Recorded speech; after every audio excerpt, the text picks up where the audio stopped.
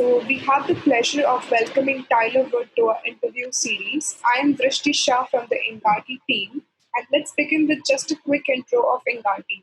Engati is the world's leading multilingual no-code chatbot platform, which is available across 14 channels with 25,000 bots created across 186 countries in every domain and use case. We run the Engati blog and video channel, which receives upwards of 300,000 visitors annually. And now for our guest, we have Tyler Wood, who is a keynote speaker, author, blogger, national security expert, and overall cyber authority. She is relied on to provide unique insight into cyber threats, cyber warfare, mitigating cyber risks, national security, and ensuring industries have the tools and knowledge they need to defend themselves in the digital world. Tyler is launching Cyber Girl Power, a website and conference to get girls excited about cybersecurity, teach them how to protect themselves in the digital domain. So, with this, Tyler, I welcome you, and we are really thrilled to have you on Engati. Thank you so much for having me. I'm honored to be here with you. Yeah. So, I would like to start with the first question that I have for you. That cybersecurity apparently appears to be a male-dominated space. Would you agree with that? And if it is so, then how do you build an inclusive future of work in this field? This is a really good question. It's definitely a male-dominated field. Statistics don't lie; the numbers are there. There are some really wonderful organizations that are helping women get into cybersecurity fields, or mentoring, or helping kids get into these STEM fields targeted toward girls. I've actually started Cyber Girl Power. It's as a community to teach young girls how to protect themselves online and to teach them cybersecurity skills so that they can really protect themselves and be our future cybersecurity thought leaders. I think it's so important that we get young girls interested in these STEM fields now so that they really can be these future thought leaders and help even the numbers out a little bit more. So AI and ML are still at a very young stage, and still it is profoundly changing how businesses are operating. So where do you see the future of AI? Where is it heading? Well, I see a few different futures for AI.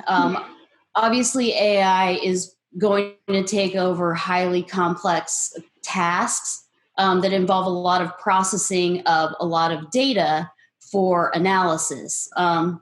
And we're seeing a lot of this in the healthcare and fintech markets. And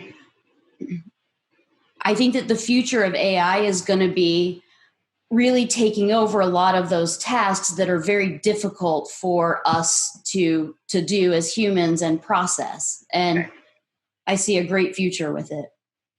That is true. So, what do you think that this technology can play in developing cybersecurity solution to meet the customer gaps and the shortfalls that we are facing right now? I think that AI is going to eventually help ward off cybersecurity threats really before they happen. I think it's going to be used to better identify zero-day threats. I think it's also going to help in correlating everything that's happening on any device within or outside of your network so that you know what's happening with those devices. Yeah. So instead of having multiple security solutions, I do see that it will kind of fall into one hand. One place. Yeah. But where do you think we are right now with the AI and cybersecurity, merging in? So I see AI and technology as really being able to consolidate a lot of the tasks that we do, but I also see that it's helping us right now during this difficult situation. I mean, before we were I would say maybe 85% reliant on the internet and connected devices. And right now, with stay-at-home orders and isolation, we've become almost completely reliant on these devices. And that makes us more of a target. And being able to adapt security solutions and technology as more people are working from home, as kids are working at home, they're doing school from home. I think that technology is really what's keeping us together right now. Yes, that is true. Yeah. So, given your experience with technology, what do you believe lies in the future of conversational intelligence?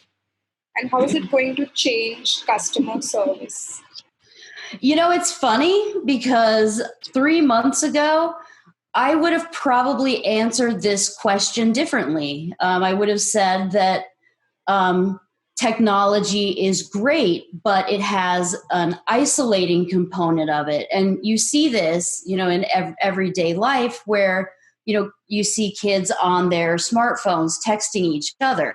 And, I would have said, I'm concerned, we have to make sure to keep, our humanness here and continue to communicate with each other.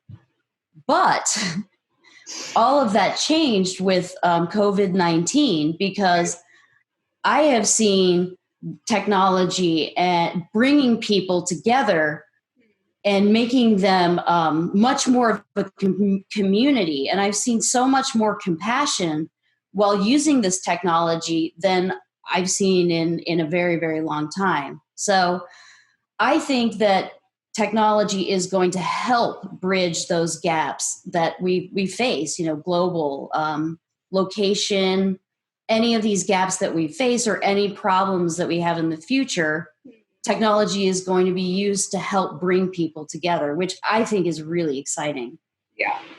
But how would conversational intelligence play a part, and how would it help in customer service specific with that domain? So for customer service, I think that conversational intelligence is, it's the innate part of us that makes us want to connect to other people.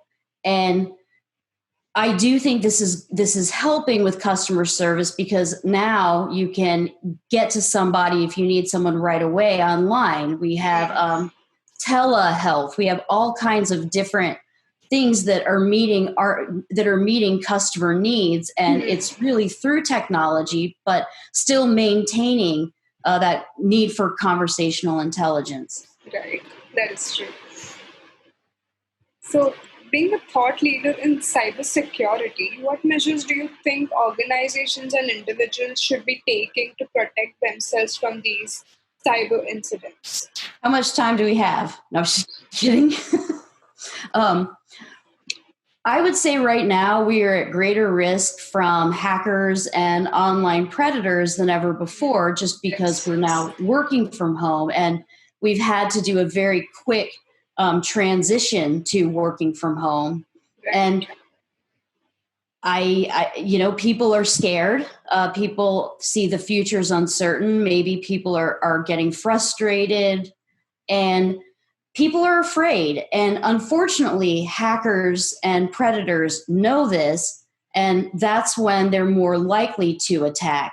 So, I would say right now, one of the most important things that organizations and individuals can do is to really be cautious about opening links and be a little bit paranoid, and make sure that you know what's on your home network. Make sure that you've separated IoT devices or other systems onto a different network than the one that you're using for your work computer. And I think people should also be very cautious about new inventive ways that hackers are using to get to people. For example, a lot of most schools in the US right now, kids are being homeschooled. And just from the moms that I've talked to, some of the districts, they haven't had time to really do teaching, so they're just giving assignments. But the assignments come, via email. And if I was a hacker and I was targeting somebody, a specific person, I may, very easily locate where their kid goes to school, and with this information, pretend to be the teacher and send out emails that will be downloaded onto the network.